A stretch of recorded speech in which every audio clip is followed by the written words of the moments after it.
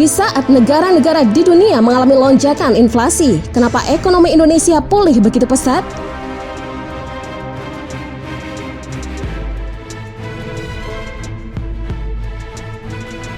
Lonjakan inflasi tengah melanda banyak negara, mulai dari Amerika Serikat, Eropa hingga Asia Tenggara. Baru-baru ini Singapura mengumumkan inflasi yang mencapai 6,7%. Selain Singapura, inflasi Malaysia menyentuh 3,4% pada Juni 2022. Negara ASEAN lainnya yang mengalami inflasi tertinggi adalah Laos, yakni 23,6%, kemudian Thailand 7,1%, Filipina 6,1%. Sedangkan Vietnam masih di level yang relatif terkendali, yakni 3,37%. Namun menariknya, bank yang bermarkas di Inggris justru memperkirakan ekonomi Indonesia akan pulih lebih cepat pada tahun ini.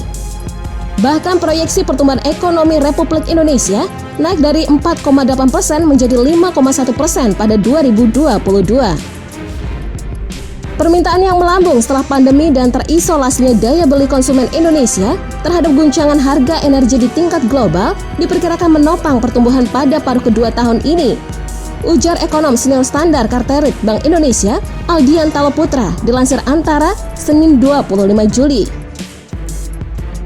Pemulihan ekonomi Indonesia yang melanjutkan diharapkan meluas pada semester kedua ini, khususnya di sektor perdagangan, transportasi, manufaktur, dan jasa yang seiring dengan perbaikan mobilitas dan aktivitas ekonomi.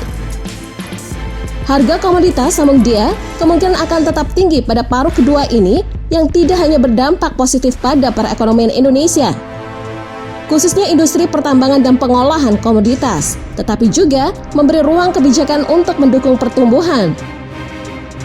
Di sisi lain, Bank Indonesia, Aldian meyakini akan bersifat lebih moderat dalam kebijakan moneter terkait suku bunganya. Demikian informasi kali ini, nantikan informasi terbaru lainnya hanya di channel ini.